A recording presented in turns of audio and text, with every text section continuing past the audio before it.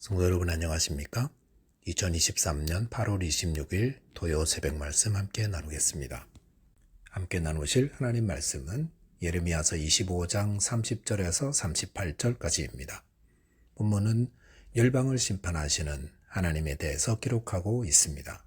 본문을 통해서 하나님의 심판을 두려움으로 받아야 함과 주님의 말씀에 순종하는 자 되어야 함에 대해서 묵상하겠습니다. 첫째 묵상할 내용은 하나님의 심판을 두려움으로 받아야 한다는 것입니다. 본문 30절에 보시면 그러므로 너는 그들에게 이 모든 말로 예언하여 이르기를 여호와께서 높은 데서 포효하시고 그의 거룩한 저소에서 소리를 내시며 그의 초장을 향하여 크게 부르시고 세상 모든 주민에 대하여 포도 밟는 자같이 힘겹게 노래하시리라 하였습니다. 이 말씀은 심판하시는 하나님의 모습을 시적으로 표현하고 있습니다. 전 세계 열방을 심판하시는 하나님의 모습은 어떻습니까? 높은 데서 포효하신다 했습니다. 높은 데란 하나님께서 좌정하신 곳입니다. 하나님은 높은 데 계시며 모든 나라 모든 백성들을 다스리는 분입니다. 그곳에 계신 하나님께서 포효하신다. 사자처럼 큰 소리로 고함치십니다. 이것은 큰 권세를 가진 왕이 심판을 명할 때의 모습을 보여줍니다. 에스더서에 보시면 에스더는 왕에게 자신의 민족이 팔려 도륙을 당하게 되었다고 알렸습니다. 그랬을 때 에스더서 7장 5절에 보시면 왕이 노하여서 감히 이런 일을 심중에 품은 자가 누구며 그가 어디 있느냐라고 하였습니다. 그렇게 말할 때 왕의 모습이 바로 오늘 본문에서 보여주는 높은 데서 포효하는 것을 말한다 할 수 있습니다. 왕의 말 한마디에 하만의 목숨이 파리 목숨처럼 날아가 버리는데 모든 왕보다 더 높으신 왕 중의 왕이신 하나님이 포효하셨으니 그 심판은 불을 보듯 뻔한 결과라는 것입니다. 그런데 본문에 나오는 심판하시는 하나님의 모습은 우리가 늘 알아오던 하나님의 모습이 아닙니다. 왜냐하면 우리가 알아오던 하나님은 늘 침묵하시는 분이시기 때문입니다. 세상에 불의가 가득하고 악인들이 의인을 박해하고 온갖 악을 저질러도 하나님은 아무것도 하지 않으시는 침묵하는 분이셨습니다. 그렇기 때문에 시편 10편 1절에 보시면 여호와여 어찌하여 멀리 서시며 어찌하여 환난 때 숨으시나이까 라고 단식하였습니다. 그리고 시편 13편 2절에 보시면 나의 영혼이 번민하고 종일토록 마음에 근심한다 했습니다. 왜냐하면 하나님께서 나를 잊으신 것 같아서 하나님께서 숨어 계시는 것 같아서입니다. 이렇게 하나님은 악인들이 득세하고 불의가 세상에 가득할 때에도 조용히 침묵하는 분이셨습니다.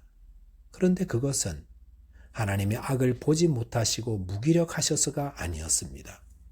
하나님은 악을 저지르는 자들에게 끊임없이 그의 종들을 보내어 회개를 촉구하셨습니다. 그래서 그들이 회개하고 돌아오기를 기다리고 또 기다리셨던 것이지 침묵하고 외면하셨던 것이 아니었습니다. 하나님이 악과 불의 가운데서도 침묵한 것처럼 보여서 의인들이 고통받았다는 것은 그만큼 하나님이 충분히 악인들에게 돌아올 기회를 허락하셨다는 것입니다. 하나님은 유다 백성들과 모든 나라들에게 충분히 회개하도록 기다려주시고 또 말씀하셨습니다. 그런데도 이들이 죄에서 돌아서지 않았을 때 하나님은 어떻게 하셨습니까? 오늘 본문에 보시면 높은 데서 포효하시고 그의 거룩한 곳에서 소리를 내시며 그의 초장을 향하여 크게 부르시고 세상 모든 주민에 대해 포도 밟는 자같이 하신다 했습니다. 포도주 틀은 하나님의 진노를 상징합니다. 거기서 밟히는 것은 철저한 심판입니다. 포도주 틀에 넣고 포도를 밟을 때 껍질이 터지고 포도의 붉은 즙이 튀어나오는 것처럼 하나님 앞에서 회개하기를 거절하는 자들이 받을 심판도 이처럼 처참하게 될 것임을 말씀하십니다. 하나님이 침묵하시는 것은 무기력하거나 무관심해서가 아닙니다. 그것은 우리를 사랑하셔서 인내하며 회개하기를 기다리시고 또 기다리시고 계시기 때문입니다. 하지만 하나님의 심판의 때가 되면 높은 데서 포효하시는 소리로 인해 우리의 마음은 얼음같이 얼어붙고 우리는 할 말을 잃은 채 두려움으로 심판을 받게 될 것입니다. 그러므로 지혜로운 자는 하나님의 심판의 소리가 들리기 전에 속히 죄에서 돌이켜 회개하는 자 되어야 합니다. 아직 심판이 임하지 않았으니 늦지 않았습니다. 저와 여러분께서 하나님의 심판을 두려움으로 받아 회개하는 자 되시기 바라겠습니다. 둘째로 묵상할 내용은 주님의 말씀에 순종하는 자 되어야 한다는 것입니다. 본문 31절에 보시면 요란한 소리가 땅끝까지 이름은 여호와께서 뭇 민족과 다투시며 모든 육체를 심판하시며 악인을 칼에 내어 주셨음이라 여호와의 말씀이니라 하였습니다. 여기서 요란한 소리란 군대가 이동할 때 나는 소리를 의미합니다. 하나님은 바벨론 군대를 사용하셔서 열국을 심판하실 것입니다. 이 바벨론 군대가 이르는 모든 나라마다 사람들을 잔인하게 살육하기 때문에 요란한 소리가 땅끝까지 이르게 된다 하십니다. 그런데 여기서 여호와께서 뭇 민족과 다투신다 했습니다. 이 다툰다는 말은 법적 용어로서 원고와 피고가 사실 여부를 놓고 법적 논쟁을 벌이는 것을 의미합니다. 하나님이 뭇 민족들을 심판하실 때 아무렇게나 심판하시는 것이 아닙니다. 하나님이 바빌론 군대를 심판의 도구로 사용하여 뭇 나라들을 치실 때에 그것은 그들의 회개하지 않은 죄 때문이지, 또한 하나님께서 이들에게 경고하며 회개하라는 말씀을 끊임없이 보내셨는데도 그들이 돌이키지 않은 까닭 때문입니다. 하나님의 심판은 참으로 공의롭습니다. 그 심판을 받을 때 변명할 수 있는 자는 아무도 없습니다. 마태복음 25장 31절 이하에 보시면 주님께서 영광의 보좌에 앉아 모든 민족을 그 앞에 모아 심판하실 때에 양과 염소로 나누신다 했습니다. 그리고 양으로 분류된 자들에게는 영원한 천국을, 염소로 분류된 자들에게는 영벌에 처하게 하신다 했습니다. 그런데 염소로 분류된 자들이 주님께 항변했습니다. 즉 자신들은 주님이 줄이시고 목마르시고 헐벗으실 때에 먹을 것과 마실 것과 입을 것을 드렸다고 했습니다. 그럴 때 주님이 무엇을 하십니까? 지극히 작은 자 하나에게 하지 아니한 것이 곧 주님께 하지 않은 것이라 하였습니다.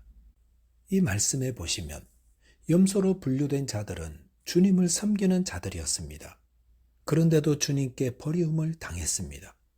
왜 주님을 섬긴다고 하는 자들이 버리움을 당하는 것입니까? 그것은 주님의 뜻대로 섬기지 않아서라 할 수 있습니다. 주님은 주님을 믿는 작은 소자 하나라도 실족해 하면 차라리 연자 맷돌을 목에 메고 바다에 던지우는 것이 낫다고 하셨는데 그 말씀은 한 심령이라도 함부로 대하지 말라는 것입니다. 그것이 주님의 뜻입니다. 천국에 들어가는 자는 주님의 뜻대로 섬기고 순종하는 자들입니다. 그래서 볼품없는 자라도 소중히 여기고 주님을 대하듯 도와줍니다. 하지만 염소로 분류된 자들은 그렇게 하지 않습니다. 그들은 주님을 섬긴다 하면서도 실제로는 세상의 가치관을 따라 자기 뜻대로 했던 자들이었습니다. 그런데 이들은 주님께서 영원한 불에 들어가라 하셨을 때 자신들은 주님을 섬긴 자들이라고 항변하였습니다. 이것은 이들이 자신이 만든 확신에 근거하여 주님을 섬긴 자들이라는 것을 말해줍니다. 이렇게 하는 것이 주님을 섬기는 거야 라는 기준을 자신이 편하게 세워놓고 그것 때문에 주님 앞에서 자신이 인정받을 거라 생각했다는 것입니다. 어떻게 해야 주님의 심판대 앞에서 염소의 자리에 서지 않고 양의 자리에 서게 되겠습니까? 요한복음 10장 27절에 보시면 내 양은 내 음성을 들으며 나는 그들을 알며 그들은 나를 아느니라 하였습니다. 주님의 양은 주님의 음성을 듣는 자입니다. 주의 음성을 듣는다는 것은 주님의 말씀대로 순종하는 자라는 것입니다. 주님이 오라면 오고 가라면 가고 주님이 하라 그러시면 내가 하기 싫어도 합니다. 참성도는 주님의 말씀을 따라 사는 자입니다.